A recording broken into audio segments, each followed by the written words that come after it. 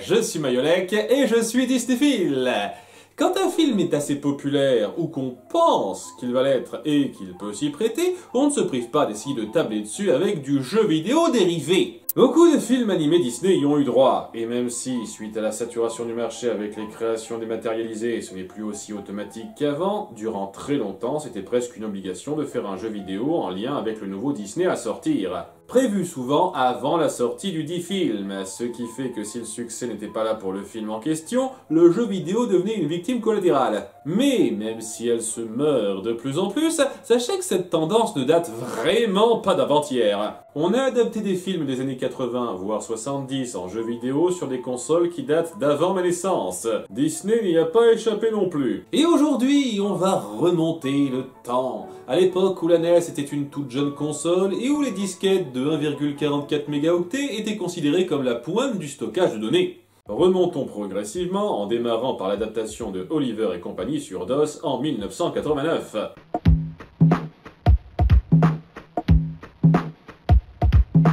Tempo de ouf. Oh yeah. Ne te survends pas trop. Bon, après qu'ils s'ambiancent en bougeant les trois seules parties de leur corps qui ne sont pas fixes, on passe à notre bon vieux New York des années 80, où Oliver doit éviter des clones de teckels, de skaters et de porteurs de radio. On en croisait tous les 100 mètres, afin de ramasser des saucisses électroniques. Enfin, avec ces bruitages, c'est un peu l'impression que j'ai. Alors, au début, on apprécie un peu la variété, mais on voit vite que c'est les mêmes 5 tableaux en boucle qu'on se farcit jusqu'à avoir 1000 points.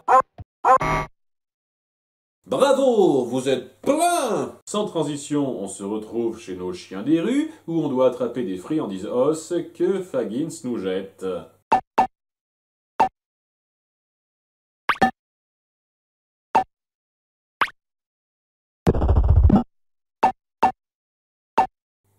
Eh ben, pour un clochard, tu peux t'en payer pas mal de ces trucs-là. Et pareil, ça s'arrête quand on atteint 1000 points. On peut vaguement interagir avec les chiens, mais c'est facilement le niveau le plus moisi. Troisième niveau, on est chez Jenny, qui possède un étui à cigares illimité et une boîte à chocolat infinie, et on doit nettoyer la merde provoquée par nos potes.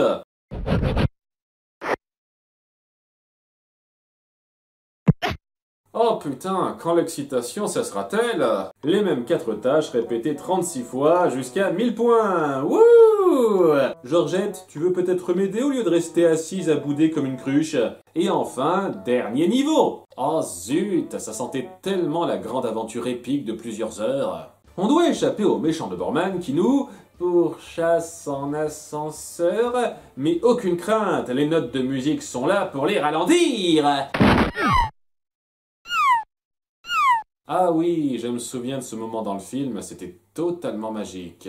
Même si pas autant que l'animation d'Oliver quand il monte une échelle, j'avoue. C'est donc de la collecte, où il faut éviter les 12 000 briques qui nous tombent dessus. À ce stade, je pense que le bâtiment aurait dû s'effondrer depuis longtemps. Et nos amis restent tranquilles sur place, sourire béat, à rien foutre. Je suis content que vous soyez là, ça apporte tellement. Bien, après avoir récolté toutes les notes, cela nous permet de créer une bascule afin de sauver Jenny piégée dans une salle.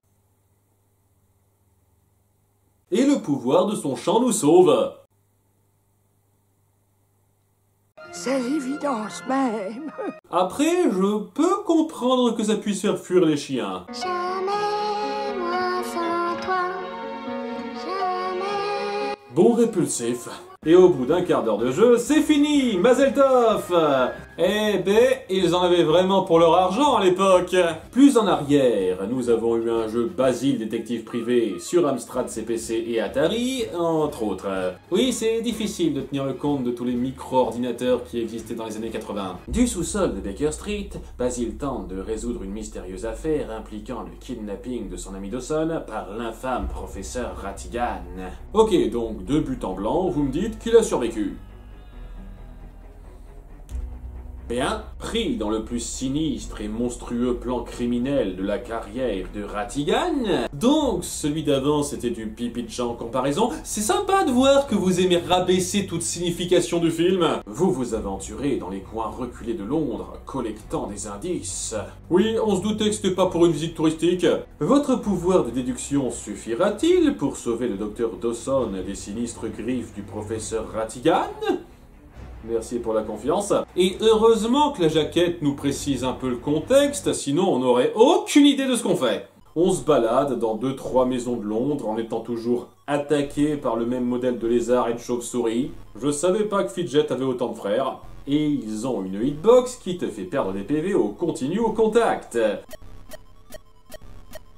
C'est chiant parce qu'à plusieurs moments, c'est impossible à éviter, que ce soit pour fouiller des endroits obligatoires ou traverser des couloirs étroits.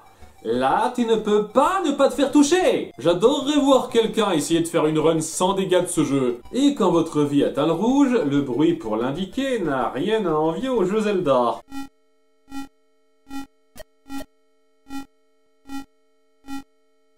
Heureusement, on peut se soigner avec du fromage qu'on trouvera par terre, le contraire m'eût surpris, et on pourra rendre les ennemis inoffensifs avec ces trucs mûches. Vous voyez ce que c'est, vous? Parce que moi j'ai du mal. Mais bon, le plus important, c'est de tout fouiller pour trouver des indices qui nous mèneront à la suite. Et comment tu le sais?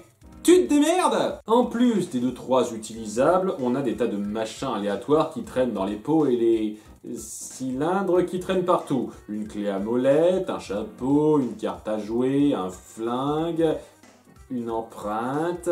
Oui, c'est un objet qui se ramasse. Aléatoirement, il y a 5 de ces 12 objets qui sont les bons indices à prendre pour avoir accès au niveau suivant. C'est une façon un peu pute de gonfler la durée d'un jeu qui là aussi est très court.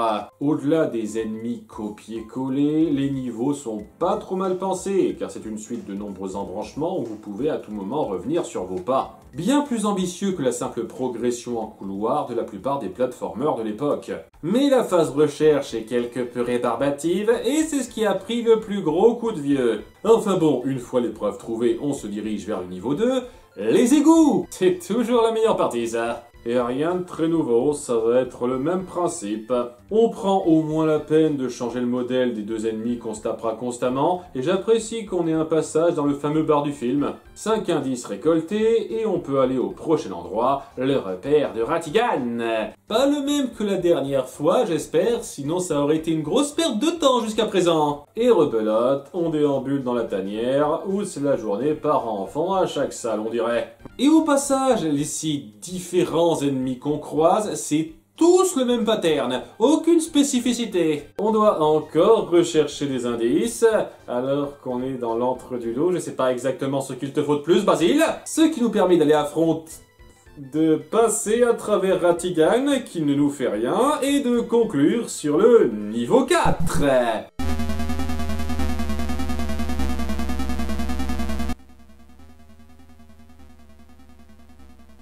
C'est la première fois qu'on essaye de me vendre une cinématique de fin comme un niveau. Blablabla, nous pourchassons Ratigan en ballon vers la tour de Londres. Incroyable, quelle originalité. Et...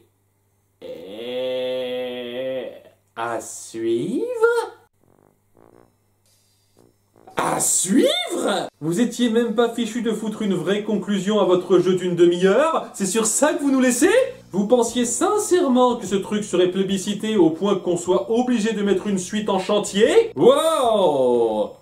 J'avoue, c'est gonflé. Et incroyable, presque tout le monde en a rien eu à foutre et ça en est resté là. Des fois, le monde est cruel. Et j'imagine que ce sera peut-être un petit peu pareil pour le prochain... Et oui, Taram et le chaudron magique a également eu droit à son jeu vidéo dérivé. Ils ont dû se dire, avec la pépite du box-office qu'ils s'apprêtaient à sortir, qu'on ne pouvait pas ne pas tabler dessus non plus. Néanmoins, soyons justes, c'est un film qui présente un univers d'heroic fantasy très propice aux jeux vidéo. Et je vais même aller plus loin, ça a été une bonne idée. Taram et le chaudron magique est un film... ambitieux, je peux au moins lui concéder ça. Et ce qu'il foire complètement dans sa narration tout du long peut être rattrapé par le format jeu vidéo. En particulier avec le style choisi. car il s'agit d'un jeu d'aventure-réflexion, les ancêtres des classiques tels que Monkey Island ou les Chevaliers de Baphomet qui commencent à avoir un regain d'intérêt ces dernières années. Même si avant les point and click maîtrisés bien connus de nos jours, on était dans une phase de transition un peu plus austère. Mais pour le format et ce qu'on en faisait, franchement, ce jeu s'en tire bien en tenant compte du contexte. On a un univers en multi-tableau plutôt bien organisé qui n'a rien à envier à celui des premiers King's Quest. Pour ceux qui connaîtraient, je rappelle que même moi j'étais pas né là. Plutôt que de partir sur du texte précis à écrire pour déclencher une action typique durant ces années, on a une interface plus simple où il suffit de cliquer et de sélectionner un objet pour faire ce qu'il faut. Parce qu'on n'oublie pas que le cœur de cible, ça reste les plus jeunes. En tous les cas, nous incarnons Taram. Excusez-moi, un sale Roland qui m'est venu d'un coup. Notre héros à la démarche bras pendouillant, qui démarre là où le film commence. Depuis tout petit, vous aimez cette masure et son propriétaire Dalben. C'est une adaptation libre. Je devrais accomplir des exploits héroïques pour Priden, au lieu d'être le valet de pied d'une... Et comme dans le film, notre première quête est de nourrir le cochon. Aventure. Oh, Tirelire bouge. Peut-être qu'elle va à la masure. Merci, j'étais trop con pour le deviner. Là-bas, elle a la fameuse vision du Seigneur des Ténèbres. Oh putain, je chie dans mon froc. Vous pourriez pas au moins faire une bulle un petit peu plus grosse que ça, les gars? Et Dalben nous dit qu'il faut partir aller voir les fées pour protéger Tirelire, yada yada. Comme je l'ai dit, c'est vraiment un environnement ouvert où tout est à portée, même s'il faut certains objets pour débloquer certaines voies. Oui, le premier Zelda n'a pas inventé le concept. Il faudra jouer sur la faim et la soif de notre perso qui peut en crever, donc toujours avoir de quoi se sustenter, c'est assez travaillé. Bref, on trouve un luth dans un arbre. Parce que pourquoi pas. Il n'y aura pas d'explication, c'est là comme ça. Ah, quelle beauté. Et surtout, il faudra faire attention, car les les dragons à la con du Seigneur des Ténèbres peuvent apparaître à tout instant. Mais rassurez-vous, il suffit de passer à un autre tableau pour qu'ils vous oublient un moment. J'adore la logique des vieux jeux vidéo.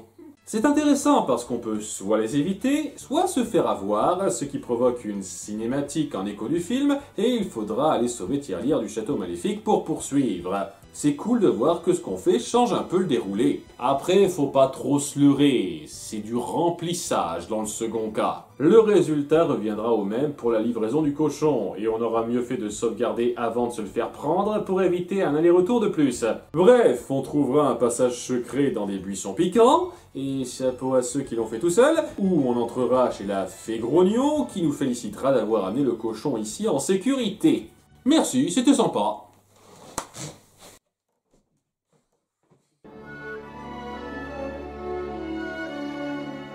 Mais non, maintenant qu'on a commencé, on nous dit que ce serait pas mal de s'occuper du Seigneur des Ténèbres, parce qu'il fait un peu de tâche dans le décor. Et nous, en tant que garçons de ferme, on dit naturellement « Ok, vous avez l'homme parfait pour le job, les gars !» Il nous dit donc au revoir, avant de nous donner un mot de passe pour entrer chez son clan. C'est dans ces moments-là qu'on regrette qu'il n'y ait pas eu de remake doublé. Et on se rend ensuite direction la forêt de Blanche-Neige. Encore deux films à S qui se lient. Où est la théorie? Où un type a placardé défense d'entrée avec son couteau, ce qui est un petit peu con. En tout cas, merci à lui pour le couteau gratuit. Et on se rend vers les falaises qu'il faut grimper à l'aide d'une corde qu'on aura trouvée plus tôt. Et c'est vraiment dans ces moments-là que les jeux d'aventure de cette époque sont assez putes. Parce qu'il faut se tenir à un endroit précis de cette colline pour attacher sa corde, sinon ça ne marche pas. Imaginez-vous sans Solus à l'époque, vous essayez 2-3 fois, ça fonctionne pas, vous allez pas vous dire automatiquement « Et si je réessayais 2 cm plus à gauche ?» Bon, on grimpe la corde, on fait de l'escalade étendue, alors que ça me paraissait plus simple de juste grimper directement en haut. Là, on passe une voie en forme stupide en évitant de marcher dans le vide. Ça doit être très pratique pour manœuvrer tes troupes, mec. On esquive des crocodiles à la nage. Ouais. On pourrait croire qu'il faudrait trouver un objet pour les calmer ou autre chose, mais non, il faut juste zigzaguer en faisant gaffe. Et enfin, on grimpe un mur du château en évitant des pierres qui nous tombent dessus. Eh ben, beau parcours du combattant. Et j'espère que vous avez bien pensé à ramasser le couteau de plus tôt, car il n'y a que comme ça que vous pouvez vous frayer un passage à l'intérieur. Sinon, bon courage, vous allez devoir tout vous retaper. On se fera attaquer par des sbires qui, eux aussi, vous oublient dès lors que vous changez de tableau. Ils sont littéralement pas aux pièces, ceux-là. Pour progresser, il faut se faire capturer. Ils pensent bien à nous enlever notre inventaire. À nouveau, ce jeu est pas mal réfléchi. Et comme dans le film, on se fait secourir accidentellement par Elonoui et sa bouboule. Elle nous suivra dans les couloirs souterrains qui seront cachés du château par un passage secret. Ce qui justifie un tout petit peu mieux le fait que personne n'ait trouvé cette putain d'épée magique pétée avant. En parlant de ça, on va trouver l'arme facilité scénaristique en question. Et Elonoui se barre. J'ai trouvé une voie vers la sortie, maintenant démerde-toi. Ok, je vais trouver un autre chemin pour sortir. Pourquoi? Qu'est-ce qui t'empêche de sortir par le même endroit, espèce de débile? Parce qu'il est pas codé dans le jeu. Donc on remonte, on chiffre des clés qui ouvrent l'armoire de notre vieil inventaire et la cellule de ritournelle. Oh joie. Puis il nous remercie en nous donnant sa harpe et il se casse. Ok, donc vous admettez que ces personnages servent absolument à rien dans le film et que ça sert à rien de les garder. Ça fait plaisir de se sentir compris, j'avoue. On pourra aussi voir le boucher vénère du coin qui sort pas de sa cuisine. Ça n'apporte rien. Mais franchement, c'est le genre de détail qui agrémente bien l'univers. Surtout pour un jeu des années 80. Dans notre fuite du château, on se servira de notre super épée pour étourdir les gardes. Restons tout public et baisser le pont-levis qui ne sera plus remonté après ça. Comme ça, plus besoin de faire Aqualand avec les crocos. Et on se retape le chemin de retour. Le sentier débile dans le vide, l'escalade. Tu pouvais pas juste sauter là, abruti, afin de retourner à la forêt et...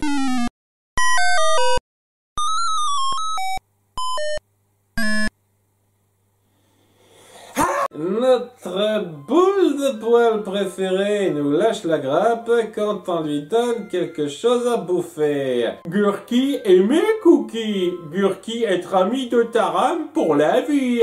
Oui, c'est bien, va crever. Et un autre perso qui va voir ailleurs si on y est tout le reste du jeu après qu'on l'ait eu pendant une scène. Je vais pas me plaindre.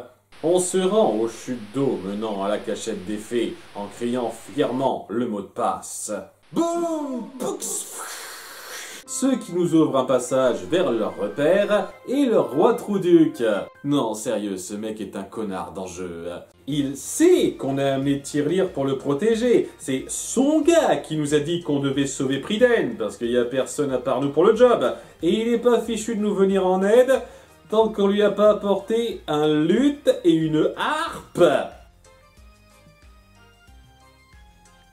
Tu peux rien faire avant d'avoir formé un boys band médiéval enculé. Donc ouais, après cette souquette obligatoire tarabiscotée, il va nous donner un miroir magique et de la poudre de fée de Peter Pan. Rêve ta vie en couleur. Ce qui nous permettra de passer le marais au sud du château. Attention, animation! Nous y trouverons la chaumière des 3 sorcières, dont on libérera les victimes, pour qu'elles crèvent en 2-2 dans la nature, vraisemblablement. Et elles apparaîtront alors un poil énervé. Vous pourriez me donner le chaudron au nom du Grand Alben? Ce mec, c'est censé être Gandalf qui a pris sa retraite. Pour les empêcher de nous transformer en grenouilles, on leur propose d'échanger notre épée magique contre le chaudron et elles acceptent. Seulement, c'est le même topo. Pour détruire sa magie, il faut se jeter dedans et sacrifier sa vie. Pas de globe.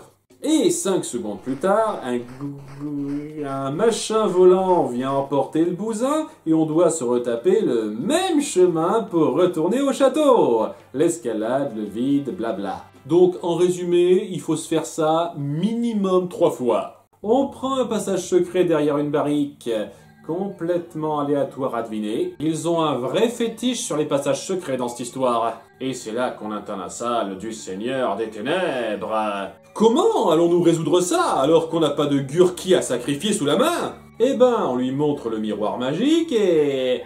son reflet lui fait tellement peur qu'il décide de se jeter lui-même dans le chaudron.